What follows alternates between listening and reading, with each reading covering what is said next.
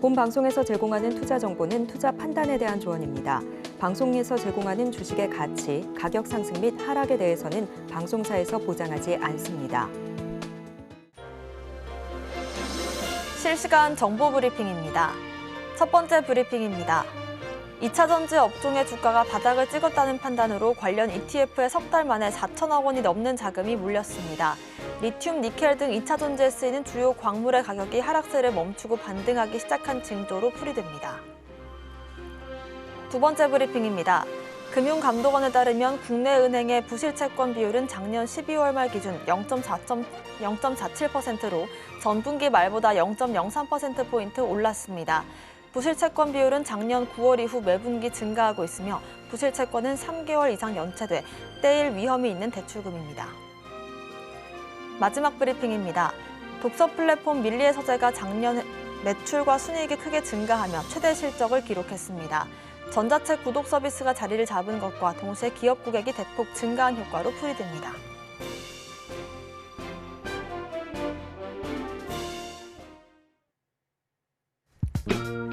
시장의 흐름을 파악하고 수익의 시그널을 읽어라. 마켓 시그널 온앤오프 진행의 문다연입니다.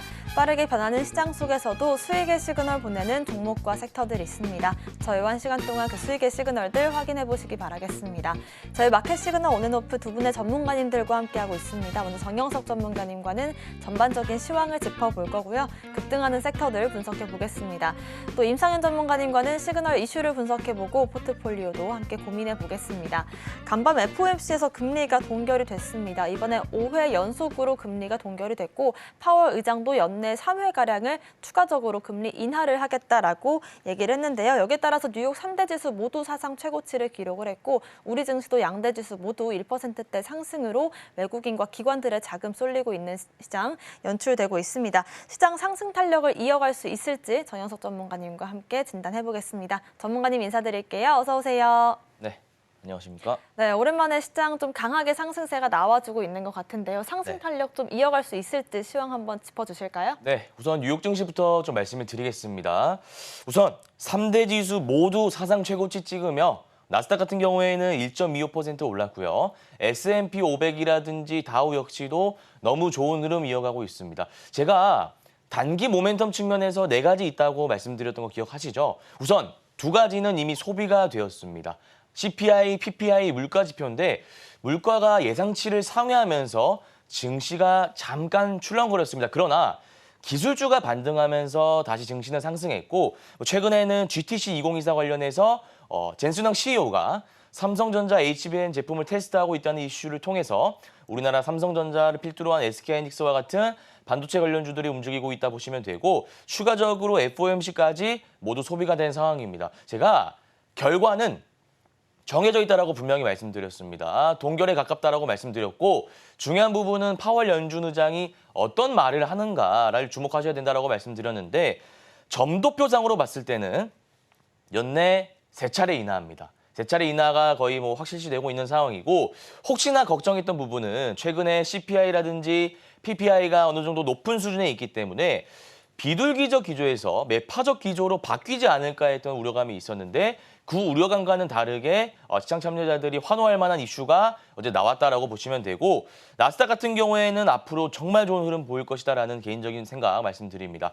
우리나라 같은 경우에는 코스피, 코스닥 모두 상승하고 있습니다. 모멘텀 측면에서 봤을 때 기술적인 측면에서 봤을 때 모두 좋은데 첫 번째 부분 하나 말씀드리면 일단 모멘텀입니다. 최근에 삼성전자 개별 이슈가 있죠. 그래서 반도체 관련주는 여전히 좋고요. 바이오 같은 경우에도 삼성바이오로직스 같은 경우에는 국내 바이오 회사 처음으로 영업이익 1조 시대 열었고 또 여러 가지 AD 섹터 수급 들어오고 있고 HLB 그룹주도 좋고요. 바이오도 우리가 꾸준히 봐도 되는 섹터다라는 말씀을 드리고 코스닥 같은 경우에는 일본 독성 쇼크 증후군 관련해서 새로운 섹터가 나왔다는 점 그리고 반도체 중소형주 역시도 여전히 강하다는 점을 봤을 때 우리나라 증시는 앞으로 좋아질 것이다. 좀 이렇게 전망을 하고요. 구체적인 부분은 일봉 차트 보면서 제가 다시 한번 짚어드리도록 하겠습니다. 자, 나스닥 같은 경우에는 보시면 추세의 지지라인 이탈하지 않고 너무 좋은 흐름으로 가고 있습니다. 제가 분명히 박스권을 좀 그리다가 종가상으로 최고치 경신할 확률이 높다라고 말씀드렸고 박스권 보시면 이렇게 그려지죠. 근데 오늘 3월 20일에 최고치를 경신했습니다. 수치적으로 봤을 때 16,369고요. S&P 500 역시도 5,100선 견조하게 유지한다면 5,200도 뚫을 수 있다라고 제가 분명히 오전 방송에서 말씀드렸는데 5,200선 뚫었습니다. 차트적으로 보면 5,300까지도 갈 수 있는 자리다. 좀 이렇게 개인적인 생각 말씀드리고요. 다우 역시도 39,500 뚫었기 때문에 3대 지수 모두 좋은 흐름으로 갈 것이다. 제가 다시 한번 강조드립니다. 자, 그리고 우리나라 증시인데 우리나라 증시는 미국과 다르게 그렇게 강하진 않았습니다만 최근에 삼성전자 개별 이슈가 나왔다라고 말씀드렸죠. 젠순왕 CEO가 삼성전자 HBM 제품을 테스트 중이다라는 이슈가 나오면서 기대 중이다라는 이슈가 나오면서 그 기대감 하나만으로 최근 외국인 기관 투자자 수급을 받고 있는 상황이고 이 기술적으로 봤을 때는 강한 박스권 라인의 저항 라인 2,700 라인을 강하게 돌파하면서 2,730을 돌파한 게 얼마만인지 모르겠어요. 그래서 이런 흐름이 유지가 된다면 2,800까지 갈 수 있고 아울러 반도체 관련주의 힘이 조금만 더 받는다면 2,900까지도 저는 좀 노려볼 수 있겠다라는 말씀 드립니다. 그리고 코스닥은 여전히 강하고 디지라인 이탈하지 않기 때문에 새로운 테마들 한번 공략해보면 된다라는 말씀을 드리고 구체적으로 증시 관련해서 전략을 다시 한번 받아보고 싶다. 올해는 정영서 전문가와 함께 단기 투자 정복해보고 싶다 하시는 분들은 아래 QR코드 열려 있습니다. 초록밴드 들어오신다면 구체적인 단타 전략, 증시 전략 제시해드리도록 하겠습니다. 네, 저희가 지금 시장에서 주목해야 되는 건 파월의 입과 FOMC에서의 점도표다라는 말씀 드렸고 간밤에 이제 공개가 되면서 시장이 다시금 상승세를 이어받고 있습니다. 코스피 같은 경우는 단기적으로 2,900선까지 우리가 기대를 해볼 수 있는 시점이 왔다라는 얘기 참고를 해보시면서요. 반도체와 바이오 업종들 쪽으로 저희가 전략 세워볼 테니까요. 자세한 매매 전략들 세워보고 싶으신 분들은 아래 보이시는 QR코드를 핸드폰 기본 카메라로 스캔만 하시면 초록밴드 통해서 함께 전략 세워보실 수 있습니다.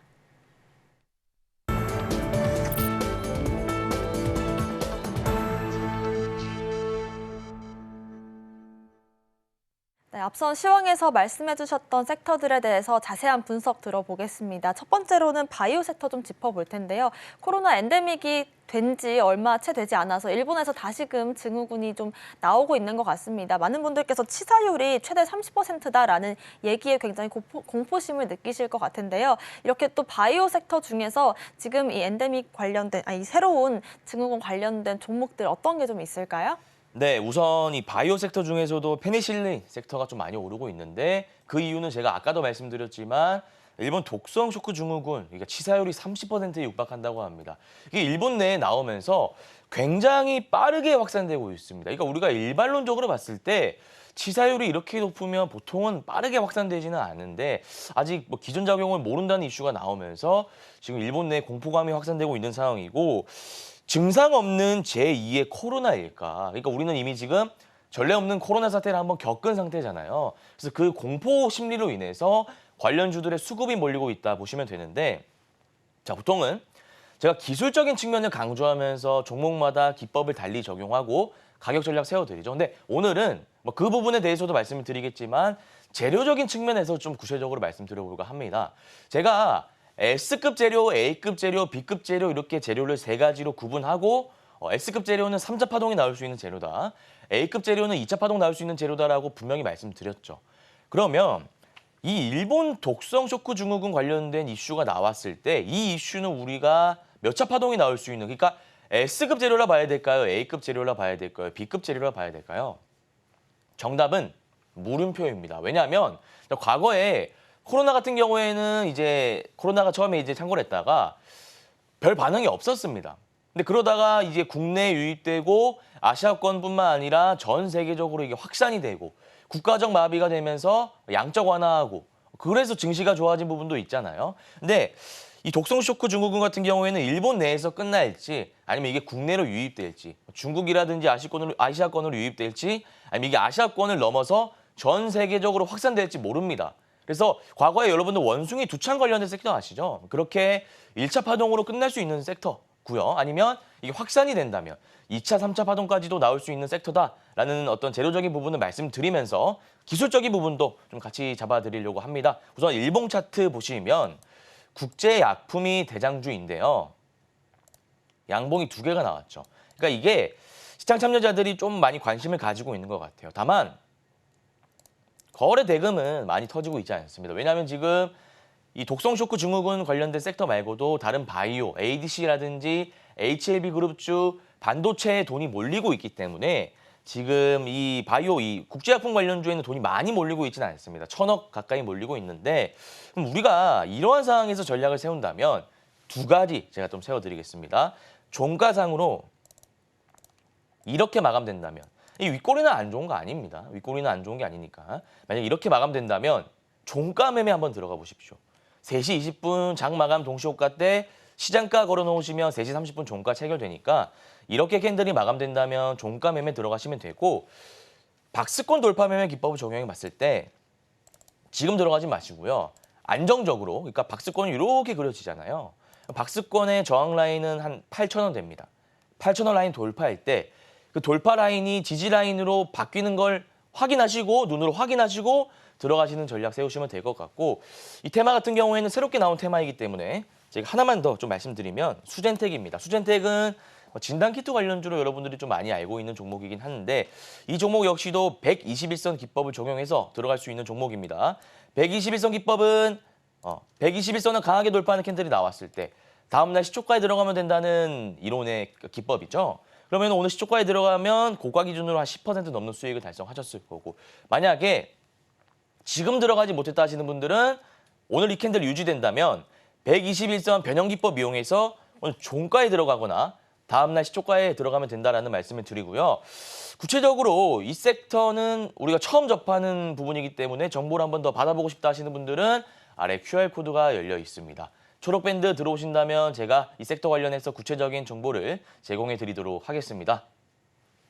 네, 아무래도 전염병이 하나의 모멘텀이 된다는 것 자체가 기분이 좋지는 않지만요. 우리가 투자를 하려면 이렇게 어느 정도 연속성을 띠는 모멘텀인지 분석이 필요할 것 같습니다. 과연 코로나 때처럼 장기적으로 봐야 될 섹터인지 아니면 원숭이 두창 때처럼 단기적인 이슈로 우리가 이해를 해야 될지 좀 짚어보도록 하고요. 단기적으로 오늘 종가 부근에서 이런 부분들이 짚어질 수가 있기 때문에 오늘 종가까지 가격 전략 함께 세워보고 싶으신 분들은 아래 보이시는 QR코드를 스캔만 하시면 초록밴드 통해서 실시간 전략 받아보실 수 있고요. 여러분들께서 모멘텀을 직접 분석하실 수 있도록 저희가 비법 자료집 준비하고 있습니다. 전문가님께서 직접 만들어주신 자료집이고요. 받아보고 싶으신 분들도 아래 QR코드 스캔만 해주시면 바로 받아가실 수 있다는 점 말씀을 드리겠습니다. 자, 두 번째 섹터 짚어볼 텐데요. 반도체주들 시장 상승을 이끌고 있습니다. 오늘 시장 상승을 견인하는 두 주체가 삼성전자와 SK하이닉스입니다. 어제 삼성전자가 5% 상승에 이어서 오늘도 추가적으로 상승이 나와주고 있고 SK하이닉스는 오늘 하루 만에 7% 넘는 상승이 나와주고 있는 상황인데요. 두 대장주가 앞으로 시장에 어떤 영향을 미칠지 한번 짚어볼까요? 네, 반도체 섹터 좀 말씀을 드리겠습니다. 우선 제가 아까 시황 말씀드릴 때도 강조해 드렸던 부분인데 엔비디아의 젠슨황 CEO가 삼성전자 HBM을 테스트 중이다. 그래서 기대가 굉장히 크다. 라는 이슈가 나오면서 그 기대감 하나만으로 삼성전자가 오랜만에 급등을 하고 있는 모습이고요. 두 번째로는 삼성전자 이 경기현 대표이사가 2, 3년 안에 반도체 세계 1위를 되찾을 것이다라는 야심찬 포부를 내놓았습니다. 그래서 관련된 모멘텀은 정말 많기 때문에 우리가 트레이딩 관점, 이거 뭐 스윙 관점 뭐든 좋습니다. 들어갈 수 있는 종목이다라는 말씀드리고 제가 그동안은 중소형주 좀 많이 말씀을 드렸는데 오늘 오랜만에 대형주 좀 말씀을 드려볼까 합니다. 우선 삼성전자 일봉 차트 보면서 좀 분석 도와드릴게요. 보시면 장대 양봉이 하나 나왔는데 주목해야 될 부분은 세 가지입니다. 장대 양봉, 거래 대금, 수급입니다. 자, 우리가 한번 논리적으로 차트 한번 접근해 보겠습니다. 삼성전자가 이렇게 장대 양봉 세운 게 얼마 만인가요? 그리고 삼성전자에 이렇게 많은 거래 대금이 들어온 게 얼마 만인가요? 또 수급적인 측면에서 봤을 때, 자, 3월 20일에 외국인이 9천억 가까이 들어왔습니다. 개인 투자자는 반면에 1조 5천억 정도 던졌고요. 기관 투자자는 6천억 정도 들고 왔습니다. 근데 이게 그동안은 보험에서도 팔았는데 오히려 들어왔다 이거예요. 기관 투자자 중에서는. 뭐 다른 데 뭐 투신이라든지 금융투자는 꾸준히 연기금이라든지 순매수하고 있었고. 근데 우리가 주목해야 될 부분은 외국인입니다. 그동안 외국인들은 삼성전자를 순매도하고 있었습니다. 순매도 포지션이었습니다. 그러나 어제 그 이슈 하나가 나오자마자 뭐 수주를 따낸 것도 아니고요. 실적이 뭐 개선된 것도 아닌데 그 엔비디아의 CEO의 그 한마디로 인해서 외국인들과 기관 투자자의 수급이 들어온다고 보시면 됩니다. 그래서 앞으로 굉장히 강할 것 같아요. 근데 캔들로 봤을 때, 그러니까 기술적인 부분에서 봤을 때 지금 시가게 띄우고 좀 빠지고 있잖아요. 다만 아래 꼬리가 달리고 있죠. 누군가 저가 매수세가 들어오고 있다는 겁니다. 그래서 저는 이 엔비디아 CEO의 말 자체가 굉장히 영향력이 크다고 보기 때문에 박스권 79,800원 라인은 돌파할 것이라고 보고요. 저는 시기를 예측할 수는 없습니다만 이 흐름이 유지가 된다면 9만 전자까지 갈 수 있다라는 개인적인 전망을 좀 말씀드리고 추가적으로 SK하이닉스도 한번 보겠습니다. 그동안 삼성전자는 덜 오르고 SK하이닉스는 굉장히 많이 올랐죠. D램 부분에서 당연히 업계 1위는 삼성전자고 우리나라 시가총액 1위도 삼성전자고 그러니까 주가가 더 많이 올라야 되는 거 아니냐라고 생각하실 수 있지만 사실 우리가 차세대 메모리 기술인 HBM 관련해서 선두주자로 떠오르고 있는 기업이 SK하이닉스고 또 엔비디아와의 협력을 공고히 하고 있는 기업이기 때문에 삼성전자와는 다르게 그동안 상승폭이 굉장히 컸습니다. 그래서 오늘도 7% 가까이 상승하고 있는데 박스권을 그릴 수 있어요. 박스권. 제가 아까 삼성전자 전고점 라인인 79,800원 강하게 돌파한 다음에 9만 전자까지도 갈 수 있다라고 말씀드렸죠. SK하이닉스도 우리나라 반도체 대장 부대장 바뀌어가면서 1, 2등 중 바뀌어가면서 움직이는 좋은 종목이기 때문에 충분히 전고점 라인인 174,900원을 돌파할 수 있는 흐름이라 보고요. 추가적으로 주봉상으로 봤을 때 20만 원. 매물대가 없습니다. 주봉상으로. 20만 원까지도 갈 수 있는 차트 패턴이다라는 말씀을 좀 드리고요. 구체적으로 반도체 섹터 관련해서 전략을 다시 한번 받아보고 싶다 하시는 분들은 QR코드 열려 있으니까요. 초록밴드 들어오신다면 제가 구체적인 전략 한번 다시 세워드리도록 하겠습니다. 네, 몇 년 전까지만 하더라도 우리가 동학 개미 운동을 일으키면서 10만 전자를 바라봤었는데 정말 오랜 기간 또 삼성전자와 SK하이닉스가 쉬어갔던 구간들도 있었습니다. 하지만 지금부터 해서 다시금 8만 전자를 넘어서 9만 전자까지도 열려 있는 그런 길목에 와 있다라고 하니까요. 삼성전자와 SK하이닉스 관련된 자세한 전략 필요하신 분들은 아래 보이시는 QR코드를 스캔하셔서 정확한 진단 받아보시길 바라겠습니다. 저희 마지막 섹터 짚어볼 텐데요. 올해 초반에 이제 바이오 섹터의 붐을 일으켰던 게 HLB 그룹주들이었습니다. 리보세라닙 관련된 이슈들 저희가 자주 좀 다뤄드렸었고 FDA 승인 기대감에 오늘도 또 한 번 상승을 보여주고 있는데요. 연초에는 한 4만 원 정도에서 시작을 했는데 지금 현재 11만 원을 넘긴 시점입니다. 앞으로는 좀 어떤 모습을 보여줄까요? 네, HLB 그룹주 좀 말씀을 드려볼까 합니다. 우선 모멘텀은 여러분들 잘 아시는 리보세라닙 관련 이슈인데 자 우선 간합 신약이 미국의 PBM 처방 예상 목록에 연이어 등재되면서 주가가 강세다 좀 보시면 되고 리보세라닙 같은 경우에는 FDA 승인 기대감까지 여전히 유효한 상태입니다. 제가 지난 방송에서 꾸준히 말씀드렸지만 우리가 일정 매매 기법을 적용해 봤을 때 3월 파이널 리뷰, 5월 FDA 승인 기대감까지 있으니 4월 중순까지 홀딩하면 충분히 큰 수익을 볼 수 있는 종목이다라고 말씀드렸고 제 방송을 보신 분들이라면 지금 아마 홀딩하면서 분할액절하고 있을 타이밍이다 좀 개인적인 생각을 말씀드리고요. 구체적인 부분은 일봉 차트 보면서 한번 신규 매수도 가능한지 아니면은 뭐 이제는 그냥 봐야만 하는지 여러 가지 전략에 대해서 좀 말씀을 드려볼까 합니다. 자, 지금 차트가 이렇게 가고 있잖아요. 이게 뭐냐면 1파고요. 자, 네모난 박스로 좀 칠해드리겠습니다. 1파가 네모난 박스입니다. 1파가 네모난 박스고 그 다음에 2파가 나옵니다. 그 다음이 3파인데 보통 S급 재료는 제가 3차 파동까지 나올 수 있다고 말씀드렸잖아요. 그래서 지금은 보유자의 영역입니다. 신규 매수하기에는 3차 파동의 이 고가 라인이기 때문에 저항 라인이기 때문에 좀 우리가 들어가기 힘들다라고 말씀드리고 3파 눌림 구간에서 들어가면 되지 않나요? 라고 물어보실 수 있지만 3파까지가 최대인 종목인데 3파 눌림 구간에 들어가게 되면 우리가 추가적인 파동을 못 먹으니까 고가권에 물린다는 말이겠죠? 이론적으로 보면요. 그래서 지금 들어가진 마시고요. 제 방송 보시고 기존에 4월 중순까지 보유하고자 했던 분들은 보유하시면 되는데 리스크 관리 차원에서 이제 분할 익절을 하시면서 내가 100% 들고 있다면 20, 20, 20 잘라내면서 이제 리스크 관리를 하셔야 된다라는 말씀 드리고 지금 3차 파동의 어떤 분출 구간입니다. 11만 원까지 돌파를 했기 때문에 이제는 차분하게 좀 대응을 하셔야 되는 타이밍이다라는 말씀을 드리고요. 다른 제약사 있습니다. 또 HLB 그룹주 중에 HLB 제약이 있습니다. HLB 제약 보면 이 종목 같은 경우에도 1파 이후에 2파잖아요. 자, 그러면 HLB가 수급이 빠질 때 이 종목이 시가총액이 1조 가볍잖아요.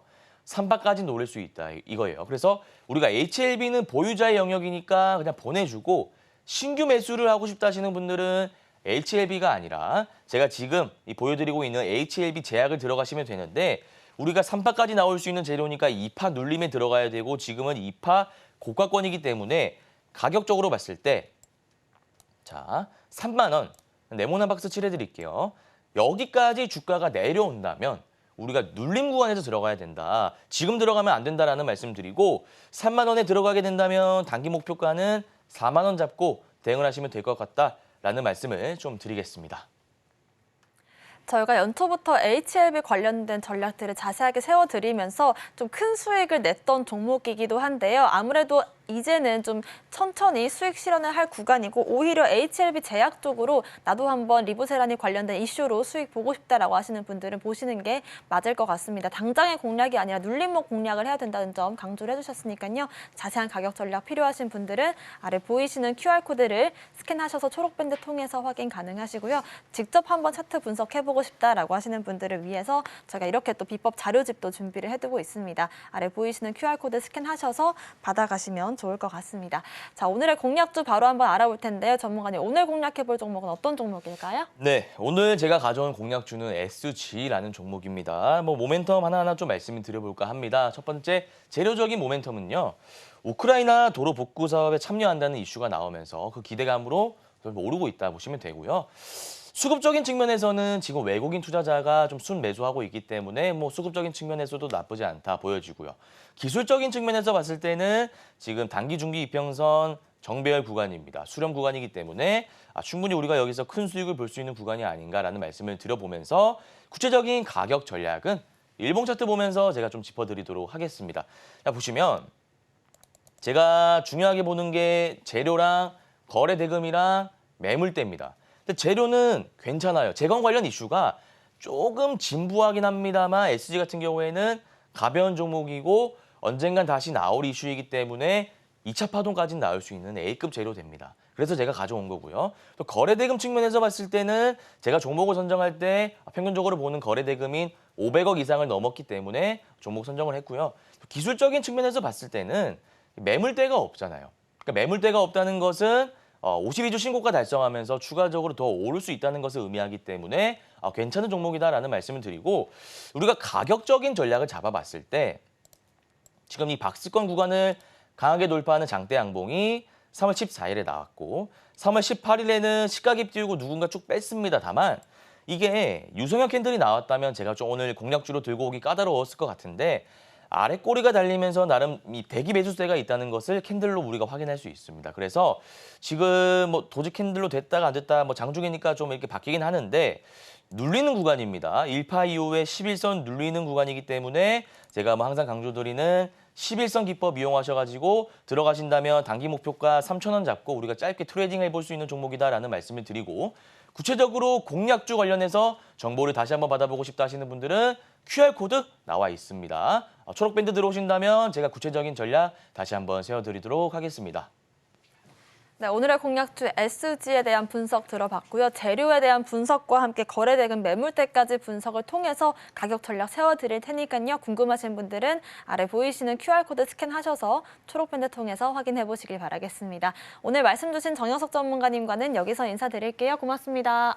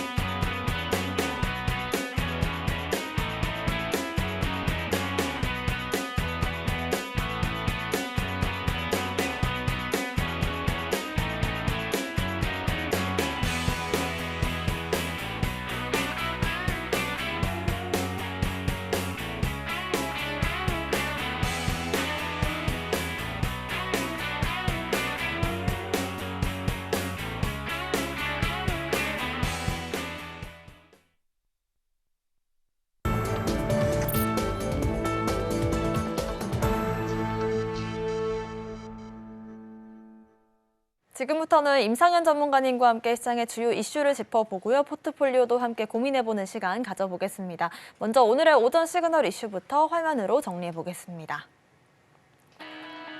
오늘의 오전 시그널 이슈는 미국의 FOMC 5회 연속 금리 동결입니다. 간밤 진행된 3월 FOMC 회의에서 연준이 기준금리를 5.5%가량으로 동결했습니다. 작년 9월부터 5차례 연속으로 금리 동결 기조를 이어왔는데요. 연준은 또 올해 연말 기준금리를 4.6% 정도로 예상하면서 올해 안에 0.2%포인트씩 3차례 총 0.75포인트 정도를 금리 인하하겠다고 언급을 했습니다. 이번 금리 동결로 시장에 어떤 영향을 줄지 임상현 전문가님과 진단해보겠습니다.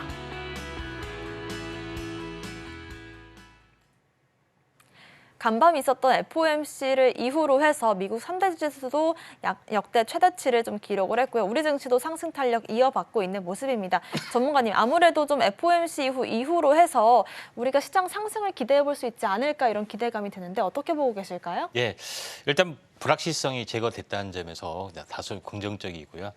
가장 중요한 부분들은 시장이 현재 이제 금리 동결이 이제 5회가 좀 됐는데 금리 인하 시점에 대해서 상당히 처음에는 연초였다, 3월, 5월, 6월 계속해서 늦춰지고 있는 그런 상황인데 지금은 6월 달에 이제 금리 인하를 할 것이라는 것이 한 60%에서 70에서 계속해서 왔다 갔다 하는 그런 흐름들인데 결론적으로 제일 중요한 부분들은 인플레이션이 첫 번째 부분들은 인플레이션이 잡히느냐, 잡히지 않느냐.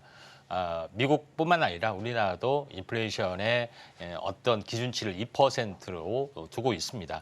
여기에 묶어놔야 되는데 3%를 넘어가는 흐름이기 때문에 지속적인 인내 과정들이 계속해서 필요해 보인다 이렇게 좀 생각이 됩니다. 그렇다고 해서 불확실성이 있다고 해서 금리 인하를 계속해서 늦춰지지 않느냐 하는 불안감들이 상당히 많이 있습니다. 이제 그런 부분들은 또 하나의 또 뒷받침을 해주는 부분들이 경기가 상당히 좋은 부분들이 있다.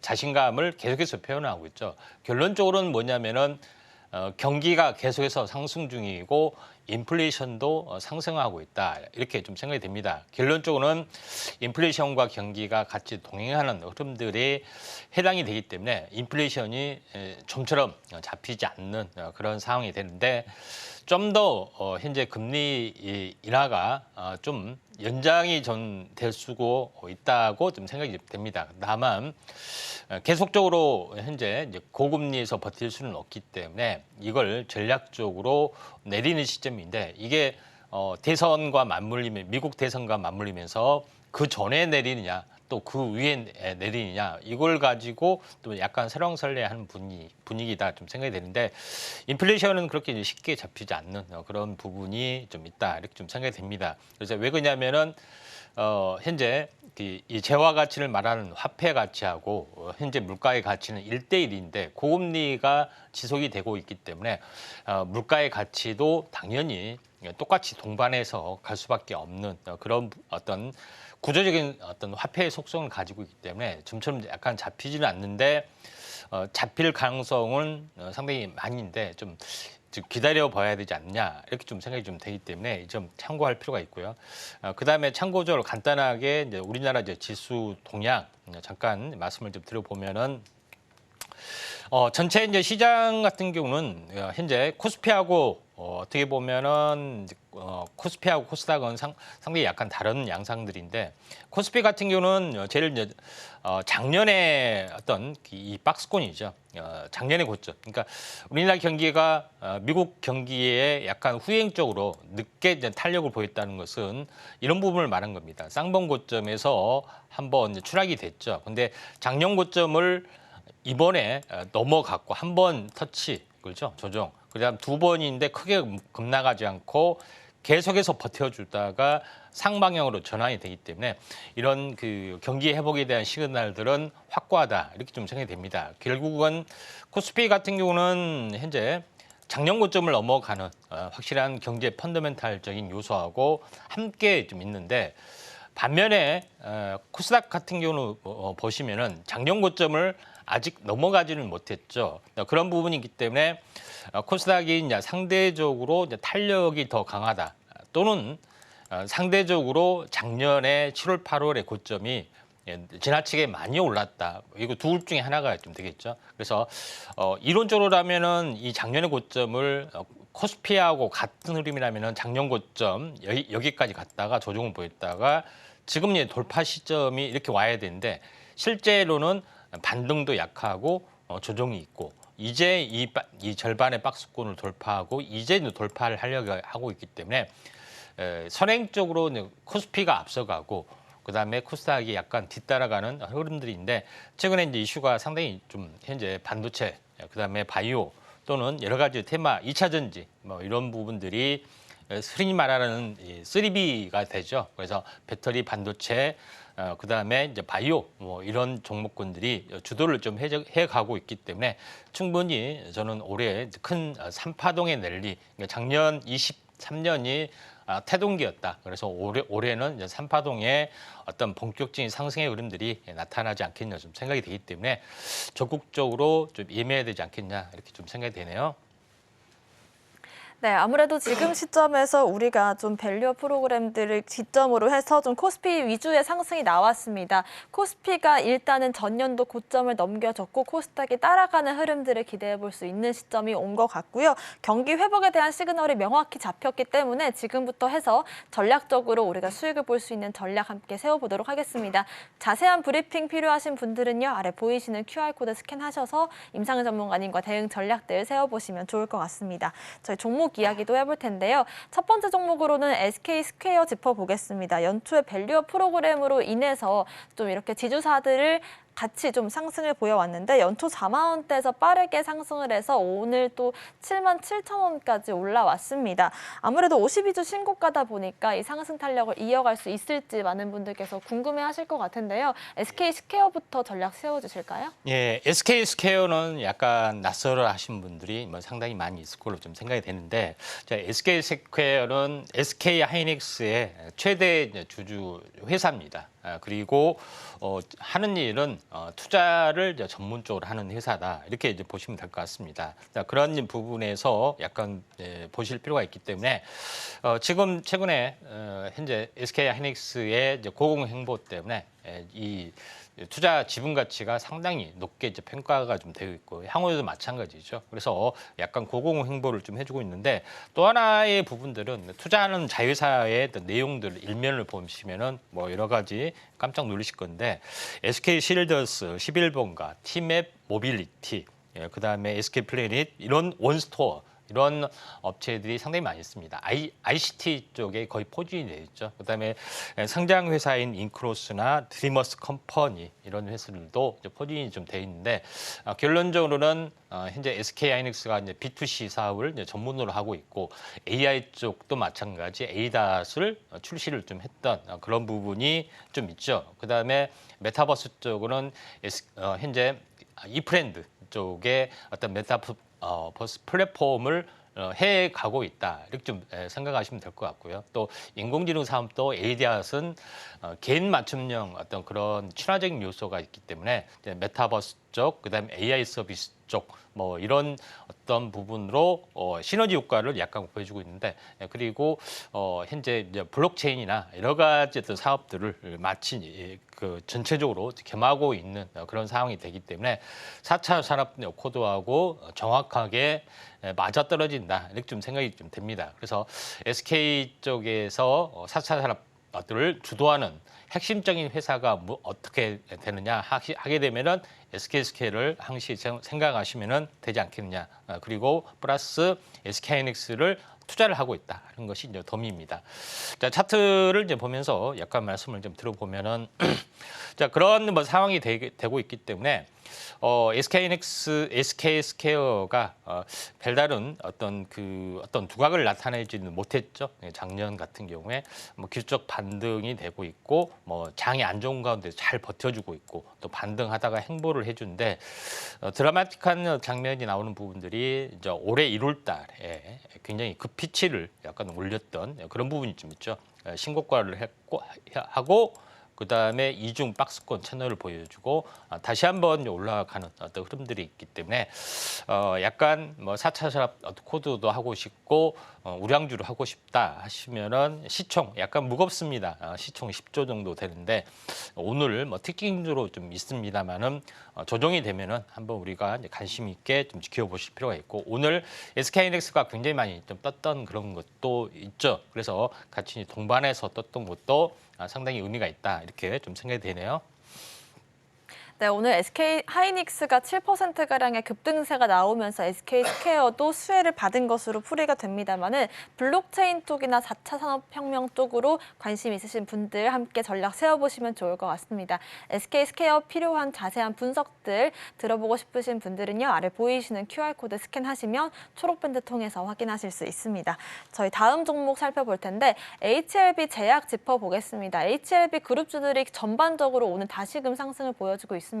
정말 몇 번씩이고 큰 급등세가 이번 해에 좀 나와주고 있는 것 같은데 HLB 그룹주들 중에서도 좀 제약을 가져와 주신 이유가 있을까요? 네, 오늘 많이 올랐기 때문에 네, HLB에서 좋습니다. 골랐는데요. 자, 그 HLB 그룹주는 셀트럼 이 바이오 투자에 있어서 중장기 투자에 가장 많이 몰려있는 부분들이 일단 셀트리온 쪽에 좀 해당이 되고요.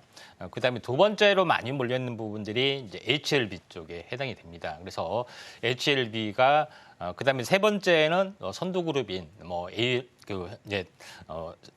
바이오 시밀러 쪽에 해당이 되는데 HLB가 가장 이슈가 좀 되고 있는 그런 부분들은 잘 아시다시피 보통 이제 2세대 항암제가 이제 표정 항암제입니다. 표정 항암제 중에서 리보세라닙이라는 물질이 있는데 암으로 가는 신생혈관을 암이 또 살아남으려면은 혈관을 계속해서 펼쳐야 되고 혈관을 통해서 산소와 영양분을 공급해야 되는데 신생혈관을 만드는 어떤 효소를 차단하는 암에 대한 그런 기전을 가지고 있다 이렇게 좀 생각됩니다. 근데 거기에서 위암 담독에서 성공까지 했고 그래서 이걸 다른 암 쪽으로 확대를 좀 하죠. 간암. 그래서 중국 항서제약하고 같이 현재 병용요법을 좀 했고 이게 FDA 승인이 되면은 간암 치료제, 간암 치료제가 굉장히 큰 시장에 좀 해당이 되는데 여기에 이제 도전을 하게 되고 간암 치료 시장 이외에 여러 가지 부분인데 이에 대한 어떤 파이프라인 가치가 워낙 강하고 HLB 제약은 뭐냐면은 별도로 인수를 했는데 HLB 제약 같은 경우는 여러 가지 이제 제네릭 의약품 생산도 하고 있고 헬스케어 쪽도 진행을 하고 있고 그것 말고 다른 신약 파이프라인의 가치도 좀 있습니다. 그래서 다른 신약 파이프라인의 가치가 워낙 좀 뛰어나기 때문에 또 시총이 좀 가볍기 때문에 탄력을 보여주고 있는데 다른 신약 파이프라인의 가치 핫 이슈가 되고 있는 장기 지속형 주사제 개발 쪽, 그다음에 경구용 현재 의약품 쪽에 어떤 파이프라인을 가지고 있는데 여기에 대한 장기 지속형 파이프라인 중에서 항암제, 그다음에 치매 치료제, 비만 치료제, 당뇨 치료제 이런 파이프라인의 어떤 가치들이 좀 있기 때문에 이에 대한 밸류에이션이 좀 뛰어나는 그런 부분이 좀 있다 이렇게 좀 생각이 됩니다. 자, 그런 관점에서 좀 질주를 하고 있는데 차트를 이제 보면서 약간 말씀을 좀 들어보면은 자, 그 HLB 제약이 굉장히 크게 이제 상승을 해주는데 지금은 이제 이격이 많이 높아서 여기서 이제 탄생 파동이 나와줬죠. 그리고 여기서 이제 3파동이 되는데 계속해서 진행이 좀 되고 있는 그런 상황인데 거의 이제 피크를 향해서 가고 있는 그런 상황이다 좀 생각이 좀 되고요. 지금은 약 14일째 좀 해당이 되죠. 보통 20일 이내에 이제 고점을 치는 경향이 상당히 많은데 힘이 좀 굉장히 강하면은 상승 일자형 21일 시간단위 패턴이 뭐 진행이 될 확률이 상당히 많이 있습니다. 그래서 오늘의 이제 특징주로 이야기를 하기 때문에 직전 고점이 이제 23,000원이기 때문에 24,000원 잡고요. 48,000원이 되면은 거의 고점 부근이 되지 않겠냐 좀 생각이 됩니다. 그래서 HLB 그룹에 맞춰서 또 다른 제약사의 후발 그룹주가 무엇이 뜰 것인가 요거에 대해서도 주목을 우리가 좀 해야겠죠. 자세한 부분들은 아래 초록밴드에 들어와서 HLB 제2의 HLB 그룹처럼 움직일 수 있는 현재 그룹주 제약바이오 그룹주가 어떤 것인지 궁금하시면 아래 초록밴드로 많이 오시기 바랍니다. 네, HLB 같은 경우에는 올해 연초부터 3개월 만에 이렇게 한 3배가량의 상승을 만들었습니다. HLB 그룹주들만큼이나 강한 상승을 보여줄 수 있는 바이오 섹터가 어디일지 궁금하신 분들은요. 아래 보이시는 QR코드를 스캔만 하시면 이렇게 강한 파워를 보여줄 수 있는 제약 섹터들 저희가 분석해드리도록 하겠습니다. QR코드 스캔만 하시면 바로 초록밴드 통해서 확인 가능하시고요. 오늘의 공략주 바로 한번 알아보도록 하겠습니다. 전문가님, 오늘의 공략주는 어떤 섹터 안에서 골라주셨을까요? 오늘 아마도 이 반도체가 핫 이슈가 되고 있고 HBM이 핫 이슈가 되고 있습니다. 요거에 대해서 한번 골라보도록 하겠습니다. 네, 삼성전자와 SK하이닉스가 오늘 양대 종목 모두 좀 큰 상승을 보여주는데 반도체 쪽으로 먼저 배워볼까요? 예, 자 반도체 오늘 고른 종목이 반도체 HBM 패키지인데 HBM에는 상당히 많이 좀 들어봤을 겁니다. 그래서 약간의 뭐 종목을 알게 되기 위해서는 사전 어떤 배경 지식이 좀 필요해 보이는데 두 가지가 좀 있는데. 예. 화면상에 이제 보시는 것은 이제 위쪽은 컨벤셔널 패키징, 아래쪽은 어드밴스드 패키징. 어드밴스들은 진보된 뭐 이런 뜻이죠. 전통적인 어떤 패키징 방식하고 최첨단 방식이 있는데 HBM은 최첨단 방식이 있습니다. 두 개 다 뭐냐면은 위에는 칩 아래에 기판을 칩 아래에 PCB 기판에다 장착을 해서 요걸 연결하는 플립칩이냐 여러 가지 방식으로 연결하는 부분들이 전통적인 방식이다. 우리가 잘 알고 있는 그런 개념이죠. 그러면은 아래 것도 칩 아래 어떤 기판이지 않느냐 이렇게 좀 생각하지만은 두꺼운 기판이 아니라 칩 아래에다가 이 전선 재배열 다시 말해서 전공정 과정처럼 전력 재배설처럼 기판처럼 만들어내는 재배열 과정을 통해서 하나의 칩 단위 패키징이 된다 하는 것이 달라집니다. HBM은 이 아래 단계를 말하기 때문에 최첨단 기술이죠. 그다음에 부피도 경박 단소하기 때문에 이런 패키징 방식으로 만들어내고 그걸 최초로 구현했던 부분들이 이제 TSMC였던 그런 부분이죠. 그래서 보통 커워스라고 좀 하는 그런 부분에 해당이 되는데 여기서 말하는 HBM 있고 그 옆에 현재 어떻게 보면은 CPU, GPU 부분들이 좀 있습니다. 그 아래에 인터포저나 서브스트레이트 다시 말해서 이 기판이 올라가는 어떤 구조가 되겠죠. 기판과 현재 어떻게 보면은 현재 칩 그다음에 칩 위에 기판 없이 그냥 칩 단위로 올라가는 그런 구조로 가지고 있는데 여기서 삼성전자가 의문의 일패가 됐죠. 칩 단위 패키징을 하는 방식에 기술적으로 뒤졌기 때문에 결정적으로 이제 패착의 요인이 된다 이렇게 좀 생각이 됩니다. 근데 삼성전자가 이를 갈고 아이큐브 8에 대해서 완벽하게 그러니까 반도체 옆에 HBM 단위를 8개까지 쌓는 어떤 방식의 기술에 좀 성공하는 부분이 되죠. 그런 부분이 좀 있기 때문에 이런 부분이 획기적이다 이렇게 보시면 됩니다. 우리가 알고 있는 그 현재 그 이 HBM을 쌓는 방식 이런 것들을 보시면 알겠지만은 HBM은 칩 단위 패키징이니까 그러니까 이 패키징 아래에 칩을 하는 것이 아니라 칩 단위 패키징을 해서 이렇게 올라가는 방식이기 때문에 다른 개념이다 이렇게 보시면 될 것 같습니다. 이런 개념인데 실질적으로 그림은 이런 개념에 좀 해당이 되고 HBM은 뭐 주거 건물이라고 보시면 되고 그다음에 로직 반도체 그다음에 GPU 같은 경우는 뭐 상가 건물이라고 보시면 될 것 같습니다.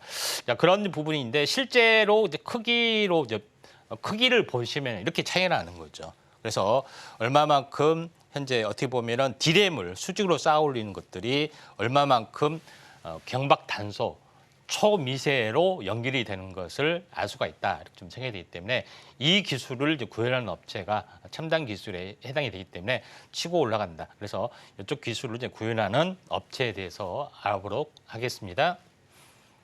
네, 반도체와 HBM 쪽의 패키징 관련된 기술들을 자세하게 배워봤고요. 삼성전자와 TSMC가 어떻게 좀 다른 모습을 띠고 있는지까지도 확인해 보실 수가 있었습니다. 자, 오늘 공략해볼 종목도 여기서 기반을 다지고 좀 주목을 해볼 만한 종목인 것 같은데요. 오늘의 공략주는 과연 어떤 종목일지 바로 한번 공개해 주실까요? 예, 네페스라는 종목입니다. 네, 이미 좀 큰 상승을 보인 종목이기도 한데요, 전문가님. 예. 어떤 전략 한번 세워주실까요? 자, 네페스가 HBM의 실질적인 수익, 물론 HBM의 수혜주는 상당히 많이 있습니다. 근데 그런 부분인데 네페스는 네페스 자회사, 네페스 아크와 함께 계열사를 통해서 후공정에 대한 턴키 도급을 하고 있습니다. 근데 후공정에 대한 턴키 도급은 뭐 다른 여러 가지 업체에서도 많이 하고 있는데 이 업체만이 가지고 있는 특화된 최첨단 기술 방식 이게 이제 주목을 할 필요가 있다 좀 생각이 됩니다. 그래서 컨벤셔널 방식은 칩 밑에 이제 기판으로 이제 연결하는 구조, 플립 칩으로 연결한 구조인데 웨이퍼 단위, 웨이퍼 레벨 패키지 WLP라고 합니다. 그 기술이 굉장히 중요하다고 했죠. 그런 이제 부분인데 그 기술을 완벽하게 터득을 했고요. 또 그 방식이 뭐 펜아웃, 펜인 방식 좀 약간 복잡한데 이것까지 구현을 좀 했던 그런 부분이 좀 해당이 되고 그다음에 웨이퍼 레벨 패키지보다 더 큰 사이즈로 만들 수 있는 현재 판넬 단위, 판넬 PLP라고 하죠. 현재 F5 PLP 기술까지 완벽하게 삼성전자가 추구하는 기술까지 완벽하게 다 마스터를 했다 하는 점이 굉장히 중요하다 좀 생각이 됩니다. 좀 전에 이야기했던 펜인 방식, 펜아웃 방식은 뭐냐면은 칩 단위, 칩하고 아래 기판이 들어가든 아니면 전력 재배선에 어떤 전공정 과정이 별도로 들어가든 간에 칩하고 현재 플립 칩하고 같은 방식이 펜인 방식이고 펜아웃은 현재 칩 단위 이렇게 튀어나오게 되죠. 약간 이런 구조가 이제 펜아웃 방식이다 이렇게 좀 생각하시면 될 것 같습니다.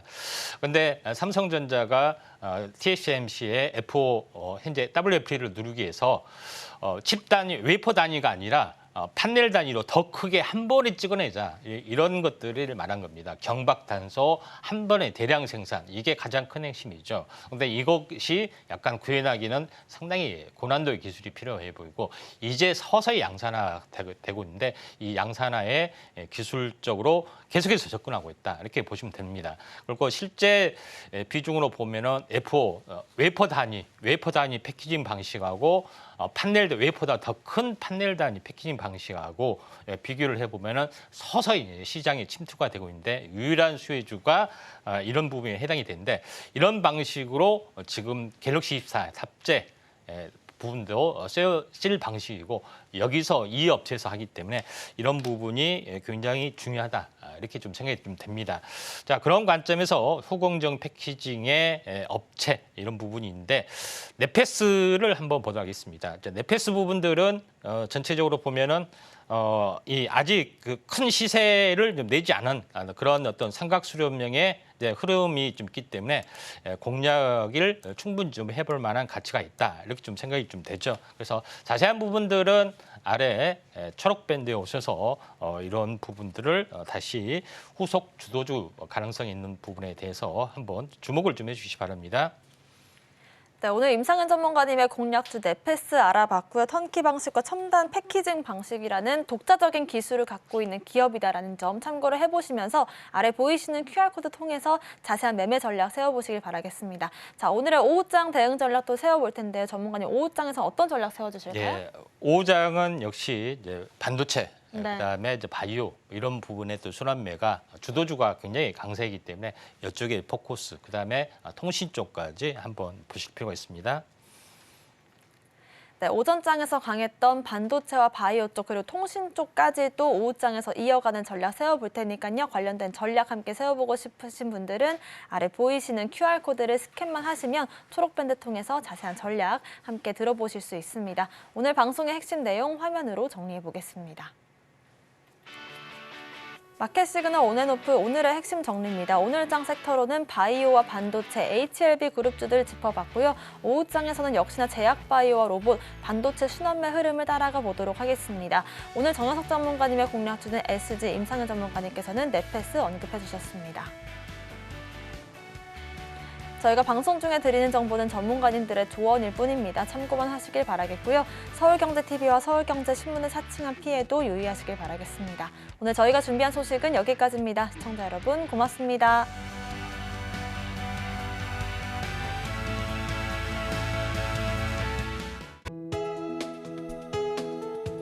본 방송에서 제공하는 투자 정보는 투자 판단에 대한 조언입니다.